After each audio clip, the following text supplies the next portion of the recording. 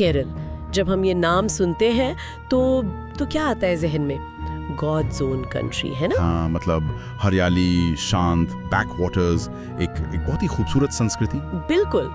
लेकिन क्या हो अगर मैं कहूँ कि इसी जन्नत के इतिहास में एक ऐसा दौर था जो किसी नरक से कम नहीं था। एक ऐसा दौर जहाँ इंसान की गरिमा की कोई कीमत नहीं थी, जहाँ समाज को जाति की ऐसी जंजीरों में जकड़ा गया था कि कुछ महिलाओं को अपने शरीर को ढकने के अधिकार के लिए राजा को टैक्स देना पड़ता था। और यही है आज की हमारी पड़ताल का विषय, मुलक्करम यानी ब्रेस्ट टैक्स। श्रोता ने जो स्रोत हमें भेजे हैं वो त्रावणकोर के 19वीं सदी के इसी भूले हुए क्रूर अध्याय पर रोशनी डालते हैं। तो आज हम इन्हीं स्रोतों के आधार पर जानेंगे कि ये टैक्स क्यों लगा, इसका समाज पर क्या असर हुआ और कैसे एक अविश्वसनीय विद्रोह ने इसे हमेशा के लिए खत्म कर दिया। तो चलिए इस कहानी की परतों को खोलते हैं। देखिए, इस पूरी कहानी को समझने के लिए हमें 19वीं सदी के त्रावणकोर के समाज को समझना होगा। ये समाज बराबरी पर नहीं टिका था, बल्कि जाति की एक बहुत ही कठोर सीढ़ी पर बना था। सबसे ऊपर कौन थे? सबसे ऊपर थे ब्राह्मण यानी नंबूदिरी, जो खुद को ईश्वर के सबसे करीब मानते थे। और उनके नीचे? उनके ठीक नीचे थे नायर, जो योद्धा और प्रशासक वर्ग से थे। और फिर सबसे नीचे थी अवर्ण जातियां, जैसे ईजवा, नादर या शानार और पुलिया। लेकिन ये सिर्फ एक सामाजिक बंटवारा तो नहीं था, है ना? मेरा मतलब है इसके साथ जुड़े नियम इसे और भी भयानक बनाते थे। आपने बिल्कुल सही पकड़ा। नियम ही तो इस पूरी व्यवस्था की रीढ़ थे। और सबसे खौफनाक नियम था थीटू। थीटू? इसका मतलब क्या था? इसका मतलब था छुआछूत, या कह सकते हैं प्रदूषण का नियम। उस समय की मान्यता ये थी कि अगर एक नीची जाति का व्यक्ति किसी ऊंची जाति के व्यक्ति के पास भी आ जाए तो हवा दूषित हो जाती है। एक मिनट, सिर्फ छूने से नहीं, पास आने भर से? कितना दूर रहना पड़ता था? स्रोतों के मुताबिक एक ईजवा जाति के व्यक्ति को नायर से 36 कदम दूर रहना होता था। 36 कदम? और एक पुलियान को ब्राह्मण से 96 कदम। अगर कोई गलती से पास आ जाता तो उसे सजा मिलती थी। 96 कदम, ये तो अमानवीय है। मतलब आप किसी को इंसान ही नहीं समझ रहे। और मुझे लगता है ये अपमान सिर्फ दूरी तक ही सीमित नहीं था, जैसा स्रोतों में बताया गया है, ये कपड़ों तक भी पहुंच गया था। हाँ, और यहीं से हमारी कहानी की सबसे दर्दनाक परत शुरू होती है। त्रावणकोर के शाही नियमों के हिसाब से शरीर का ऊपरी हिस्सा ढकना वो सिर्फ उच्च जाति की महिलाओं का विशेषाधिकार था। मतलब सिर्फ नंबूदरी और नायर औरतें ही अपना सीना ढक सकती थी। हाँ, बाकी सभी अवर्ण जातियों की महिलाओं के लिए राजा का सख्त आदेश था कि वो अपने वक्ष खुले रखेंगी। लेकिन क्यों? इसके पीछे मतलब सोच क्या थी? सोच बहुत साफ और क्रूर थी। दूर से ही पहचान हो सके कि ये नीची जाति की महिला है। नग्नता को गरीबी और गुलामी का एक स्थायी प्रतीक बना दिया गया था। और अगर कोई अवर्ण महिला गलती से भी अपना सीना ढक लेती तो इसे ईश्वर और राजा दोनों का अपमान माना जाता था। ये उनके सम्मान को कुचलने का एक रोजमर्रा का तरीका था। सोचकर भी सिहरन होती है। और इसी अपमानजनक माहौल में जन्म हुआ उस शैतानी कानून का, जिसे हम ब्रेस्ट टैक्स या मुलक्करम कहते हैं। पर मुझे एक बात समझ नहीं आ रही, त्रावणकोर कोई बहुत अमीर रियासत तो थी नहीं, तो क्या सिर्फ पैसे के लिए इतना क्रूर टैक्स लगाया गया, या इसके पीछे का मकसद पैसे से कहीं ज्यादा सामाजिक नियंत्रण था? बहुत अच्छा सवाल है। असल में ये दोनों था। उस समय त्रावणकोर के राजा को अपने युद्धों और विलासिता के लिए पैसों की जरूरत थी। अच्छा। तो खजाना भरने के लिए 100 से ज्यादा अजीबोगरीब टैक्स लगाए गए। मूछ रखने पर टैक्स, गहने पहनने पर टैक्स, लेकिन सबसे क्रूर टैक्स महिलाओं पर लगाया गया। और नियम बनाया गया, अगर किसी नीची जाति की महिला को अपने स्तन ढकने हैं तो उसे इसके बदले राजा को टैक्स देना होगा। और इसे मलयालम में मुलक्करम कहा गया। मुल्ला यानी स्तन और करम यानी टैक्स। बिल्कुल। लेकिन इसका दूसरा और शायद ज्यादा जरूरी मकसद था सामाजिक नियंत्रण। ये टैक्स इस बात को बार बार स्थापित करता था कि निचली जातियों का अपने शरीर पर भी कोई अधिकार नहीं है। ये उन्हें उनकी जगह याद दिलाने का एक बहुत ही शक्तिशाली और अपमानजनक हथियार था। और इसे वसूलने की प्रक्रिया, वो तो स्रोतों के मुताबिक और भी ज्यादा भयानक थी। हाँ, वो इस जुल्म को एक नए स्तर पर ले जाती हैं। राजा के अधिकारी, जिन्हें पार्वत्यार कहते थे, वो गांव-गांव घूमते थे। जैसे ही कोई लड़की यौवन की उम्र में पहुंचती, उसका नाम लिस्ट में जोड़ दिया जाता था। हाँ, और लोक कथाओं में तो यहाँ तक कहा जाता है कि टैक्स की रकम इस बात पर तय होती थी कि महिला के स्तनों का आकार क्या है। क्या? छोटे स्तन पर कम टैक्स, बड़े स्तन पर ज्यादा टैक्स। एक मिनट रुकते हैं। इस सीन की भयावहता को समझना जरूरी है। मतलब एक 14-15 साल की लड़की के घर सरकारी अधिकारी आते हैं और उसके परिवार के सामने उसके शरीर को घूरकर उसकी गरिमा की कीमत तय करते हैं। हाँ। ये सिर्फ टैक्स नहीं था, ये तो हर रोज हर पल किया जाने वाला एक मानसिक अत्याचार था। आपने सही कहा, ये सिर्फ पैसा वसूलना नहीं था, ये उस महिला की आत्मा को कुचलना था। ये बार बार याद दिलाना था कि तुम्हारा शरीर भी तुम्हारा नहीं है। और अगर कोई टैक्स नहीं दे पाता तो उसे कोड़ों से पीटा जाता, घर का सामान जब्त कर लिया जाता। मतलब उस दौर में त्रावणकोर में औरतों के लिए जीना ही एक घुटन बन गया था। चारों तरफ बस बेबसी और अपमान था। जब जुल्म इस हद तक पहुंच जाए तो क्या होता है?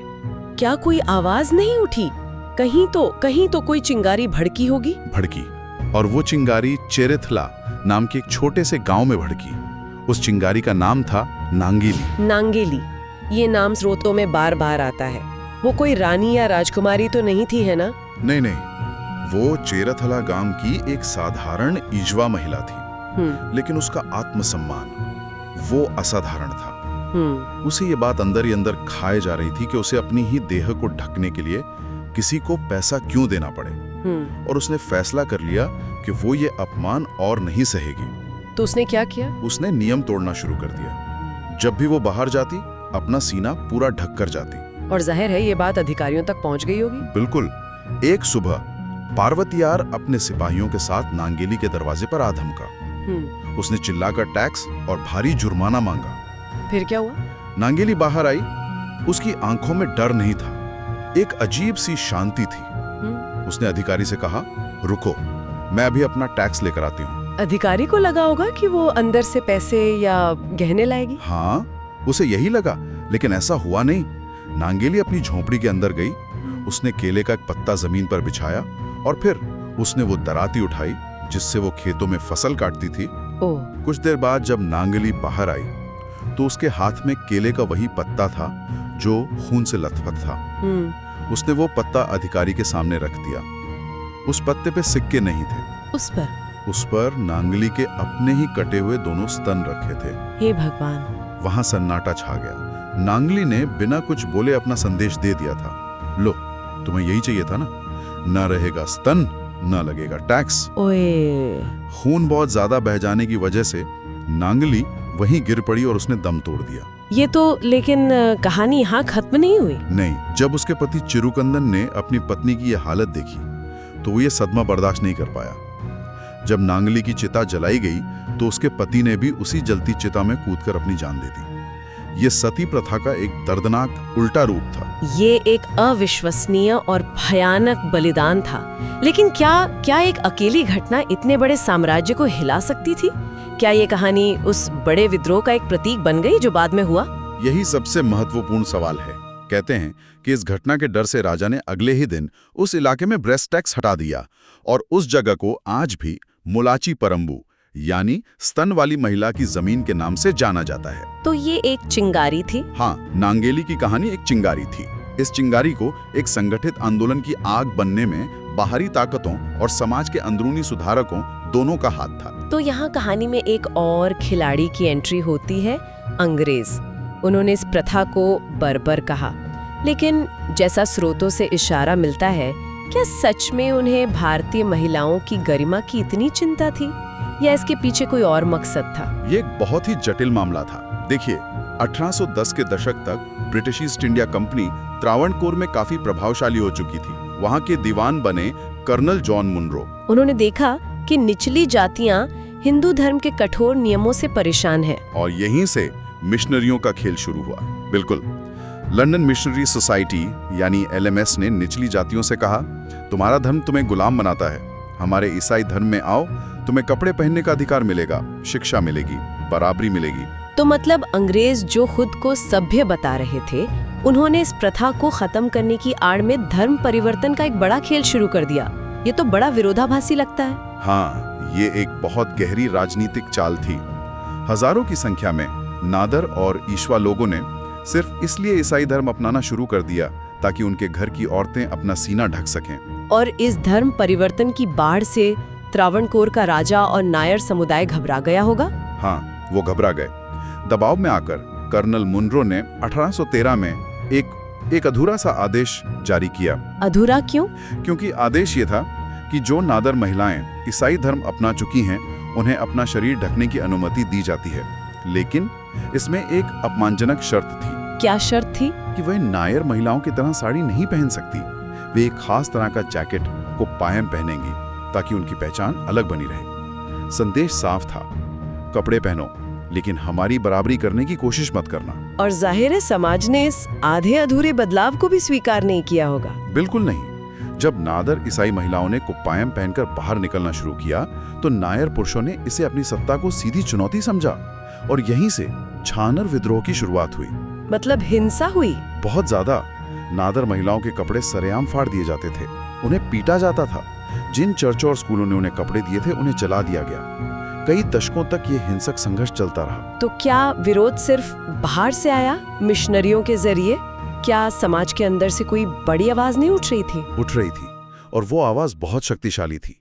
उनका नाम था अय्या वैकुंडा स्वामी।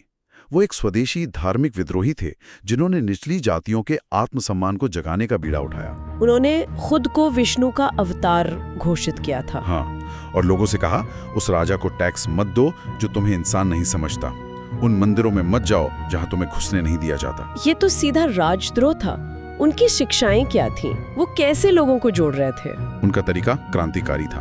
उन्होंने सम्मुथा समाजम बनाया जहां हर जाति के लोग एक साथ बैठकर खाना खाते थे, जो उस जमाने में अकल्पनीय था।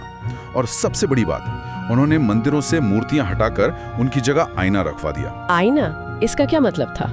ये एक बहुत बड़ा दार्शनिक हमला था। उन्होंने सदियों से चले आ रहे ब्राह्मणवादी ढांचे को तोड़ते हुए कहा कि ईश्वर बाहर नहीं, तुम्हारे भीतर है। अहम ब्रह्मास्मि का जो अधिकार सिर्फ ब्राह्मणों तक सीमित था, उन्होंने वो हर व्यक्ति को दे दिया। कमाल है। उन्होंने कहा, आईने में देखो, ईश्वर तुम खुद हो, खुद को पहचानो। और उन्होंने महिलाओं को सीधे आदेश दिया, अपने कंधे ढको, किसी से डरने की जरूरत नहीं है। उन्होंने लोगों के अंदर से डर ही निकाल दिया। जी। तो राजा ने इस पर क्या प्रतिक्रिया दी? राजा ने वैकुंडा स्वामी को गिरफ्तार करके भयानक यातनाएं दी, लेकिन जब उन्हें रिहा किया गया तो उनका प्रभाव और भी बढ़ गया। उनकी शिक्षाओं ने नादर समुदाय को एक योद्धा बना दिया था। तो अब वो सिर्फ बराबरी की मांग कर रहे थे। हाँ, अब वो सिर्फ कुप्पायम नहीं बल्कि नायर औरतों की तरह साड़ी पहनकर बराबरी की मांग कर रहे थे। और इसी जिद ने 1859 के महाविद्रोह को जन्म दिया। तो आखिर में निर्णायक मोड़ कैसे आया? 1858 तक त्रावणकोर एक युद्ध का मैदान बन चुका था। नादर महिलाओं पर हिंसक हमले और तेज हो गए, लेकिन इस बार नादर पुरुष चुप नहीं बैठे। उन्होंने भी जवाबी हमला किया। स्कूल जलाए गए, गोदाम लूटे गए, पूरा राज्य गृह युद्ध की आग में जल रहा था। और ये खबर मद्रास प्रेसिडेंसी तक पहुंची? हाँ, जहाँ के गवर्नर थे चार्ल्स ट्रेवेलियन। जब उन्हें पता चला कि त्रावणकोर में औरतों को कपड़े पहनने से रोका जा रहा है, तो उन्होंने इसे असभ्य बर्बरता कहा। तो अंग्रेजों ने फिर से हस्तक्षेप किया? हाँ, लेकिन इस बार बहुत सख्ती से। ट्रेवेलियन ने त्रावणकोर के राजा को एक खत भेजा जिसमें सीधी धमकी थी, या तो अपनी प्रजा की महिलाओं को कपड़े पहनने का अधिकार दो, या फिर ब्रिटिश साम्राज्य तुम्हारी इस क्रूरता को बर्दाश्त नहीं करेगा। मतलब राजा पर अब चारों तरफ से दबाव था। बिल्कुल। एक तरफ उनकी अपनी नायर जनता, दूसरी तरफ अंग्रेजों की धमकी, और तीसरी तरफ वो विद्रोही महिलाएं जो अब पीछे हटने को तैयार नहीं थी। तो राजा के पास कोई चारा नहीं बचा? कोई चारा नहीं। और फिर वो ऐतिहासिक दिन आया, 26 जुलाई 1859। त्रावणकोर के राजा उथराम थिरुनल ने घुटने टेक दिए। उन्होंने एक शाही फरमान जारी किया जिसमें सभी जातियों की महिलाओं को अपना शरीर ढकने का पूरा अधिकार दिया गया। मुलक्करम यानी ब्रेस्ट टैक्स आधिकारिक तौर पर समाप्त हो गया। हाँ, नांगेली का बलिदान, अय्या वैकुंडा स्वामी की शिक्षाएं और दशकों का संघर्ष आखिरकार रंग लाया। हालांकि जैसा कि स्रोत बताते हैं, राजा ने एक छोटी सी शर्त लगा दी थी। हाँ, अपनी नाक बचाने के लिए। शर्त ये थी कि वह उच्च जाति की महिलाओं की तरह कपड़े स्टाइल नहीं करेंगी। पूरी तरह से अपनी पसंद के कपड़े पहनने की आजादी मिलने में और 50 साल लग गए, जो अंततः 1916 में मिली। लेकिन 1859 का फरमान उस अपमानजनक टैक्स और उस नियम का अंत था। बिल्कुल। आज जब हम इस कहानी को देखते हैं तो कई इतिहासकार नांगेली की कहानी की ऐतिहासिकता पर सवाल उठाते हैं। कुछ का मानना है कि ये एक लोक कथा है जिसका कोई ठोस दस्तावेजी सबूत नहीं है। हाँ, ये बहस मौजूद है, लेकिन कहानी चाहे तथ्य हो या किंवदंती, एक बात कड़वी हकीकत है जिसे कोई नहीं नकार सकता। ब्रेस्ट टैक्स सच था, उस पर हुआ अत्याचार सच था, और उसके खिलाफ हुआ दशकों लंबा विद्रोह भी सच था। सही कहा। चाहे वो एक नांगेली हो या वो हजारों गुमनाम महिलाएं जिन्होंने अपनी साड़ियां फाड़े जाने के बावजूद हार नहीं मानी, उन्होंने ये लड़ाई लड़ी। और ये लड़ाई सिर्फ कपड़ों की नहीं थी। नहीं, ये मानवीय गरिमा की लड़ाई थी। ये साबित करने की लड़ाई थी कि हर इंसान का अपने शरीर और अपने सम्मान पर बराबर का हक है। इस पूरी कहानी से एक बात साफ होती है कि आजादी और सम्मान कभी खैरात में नहीं मिलते, उन्हें लड़कर संगठित होकर हासिल करना पड़ता है। और शायद ये भी कि बदलाव के लिए सिर्फ एक चिंगारी काफी नहीं होती।